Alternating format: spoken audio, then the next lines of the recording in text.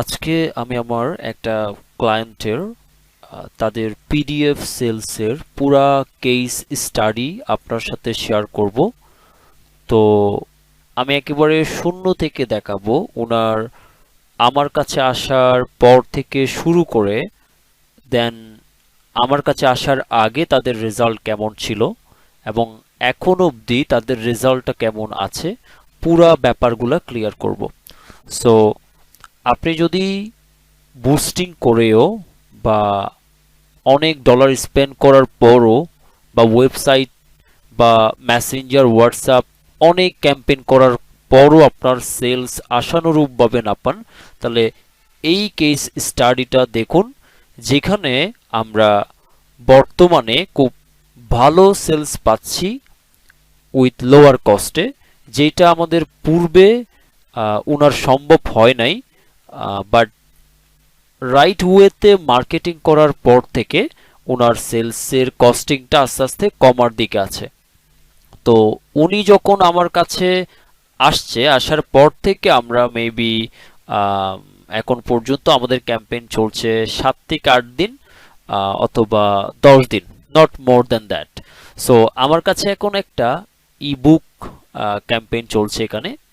So এই ebook ক্যাম্পেইনের আমার daily budget চলছে $2 করে। তো এই ইবুকটার আমি যদি একটু ডিটেলসে দেখি, অ্যাকচুয়ালি এটা একটা পিডিএফ বই উনি সেল করেন।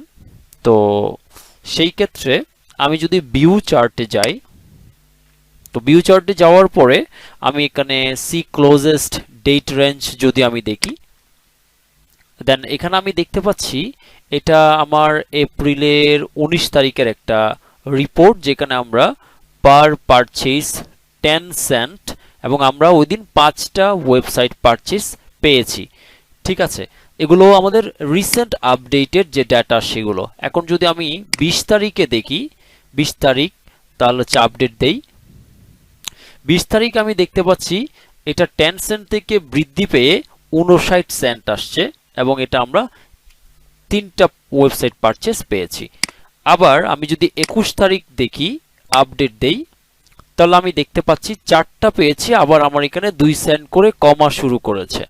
তো এখন যদি অন অ্যাভারেজে আমি 19 তারিখ থেকে একেবারে আমি 28 তারিখ পর্যন্ত, লাইক এখনো তো রেজাল্ট আসেনি, আমি যদি একটু কম্পেয়ার ডেট দিয়ে দেখি, আমার 19 তারিখ, দেন আমার এখানে 27 তারিখ দেই, দেন আমি যদি এখানে আপডেট দেই, তাহলে আমি দেখতে পাচ্ছি আলহামদুলিল্লাহ আমার মোটামুটি 48 সেন্ট করে খরচ হচ্ছে প্রতিটা ওয়েবসাইট পারচেসের জন্য। তো সেই ক্ষেত্রে আমার এই পিডিএফটার মেইনলি প্রাইস হচ্ছে 235 টাকা সামথিং।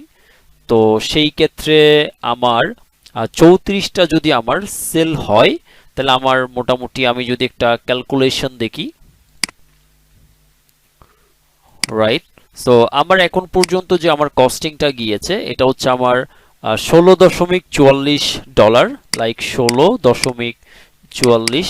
সো এটা ডলার রেট আমাদের মোটামুটি যাচ্ছে 130 টাকা করে। আমি ওনার অ্যাড অ্যাকাউন্ট ইউজ করছি। তো সেই ক্ষেত্রে আমার 2137 টাকা আমার কস্টিং গেছে আমার অ্যাডের পেছনে। তো সেই ক্ষেত্রে আমার 34টা প্রোডাক্ট সেল হয়েছে। তো আমার 34টা, এদিকে আমার অ্যাড কস্টিং গেছে 2137 টাকা। তো আমার 34টা প্রোডাক্ট, 34 গুণ আমার 235 টাকা, তাহলে আমার হচ্ছে ইকুয়াল আসতেছে 7,990 টাকা। তাহলে আমার ওইদিকে কস্টিং কত গিয়েছিল? 16.44 ইন্টু 130। তাহলে আমার 2100 টাকা আমার ইনভেস্টমেন্ট গেছে ডলার বাবদে, এবং এইটা থেকে আমার প্রফিট আসছে 7,990 টাকা। So this is the right marketing.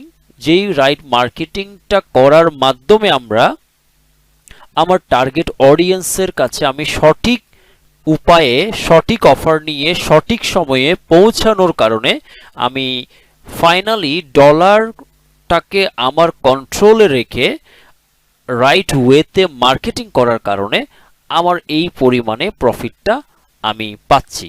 তো আমি যদি এটা এক সপ্তাহের রিপোর্টে এইটা পাই, তাহলে আমি কত গুণ প্রফিট করতে পারছি।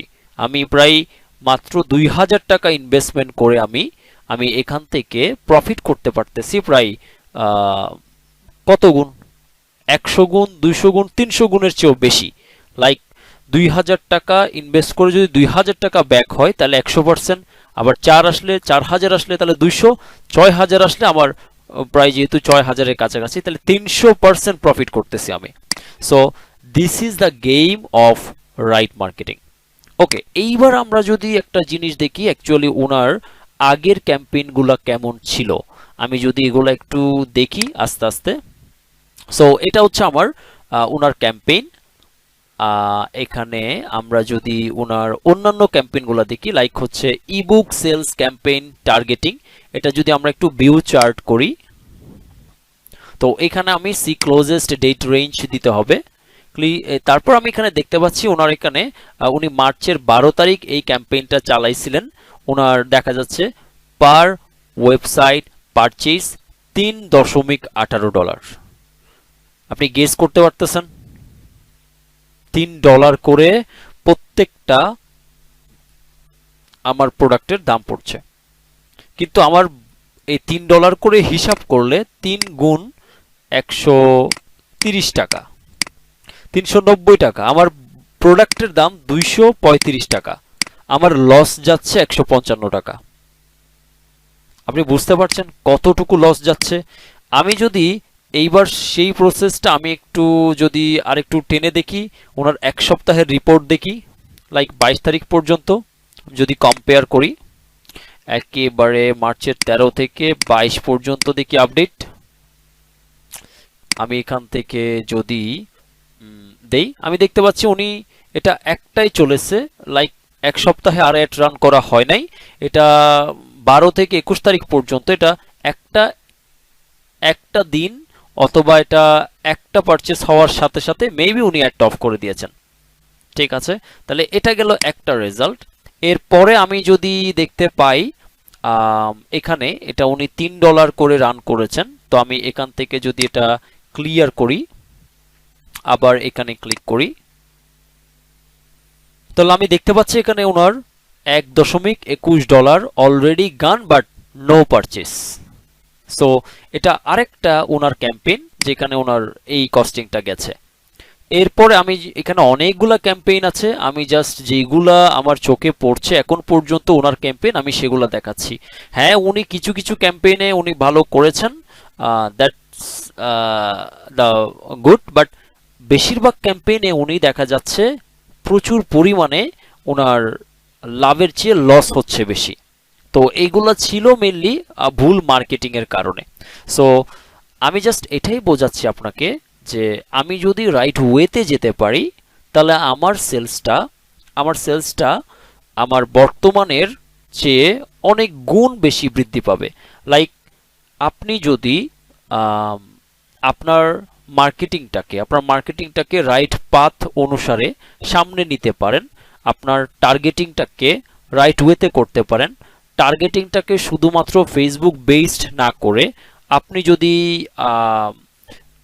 যে মানুষটাকে টার্গেট করছেন তার মাইন্ড সম্পর্কে জানেন, তার পেইন পয়েন্টগুলো বুঝতে পারেন, এবং এই মানুষটা অ্যাকচুয়ালি আপনার কাছ থেকে কেন নেবে এই ব্যাপারটা যদি আপনি ক্লিয়ার করতে পারেন, এবং ফাইনালি মার্কেটিং এর প্ল্যানটা যদি আপনি ক্লিয়ারলি করতে পারেন, লাইক শুধুমাত্র আপনি একটা বুস্ট করে দিলেন বা একটা বুস্ট করে দিয়ে $10 $20 দিয়ে সেলসের আশায় আপনি কাজ করেন, দেখা যাবে একটা সময় সেলসটা ডাউন হতে থাকবে।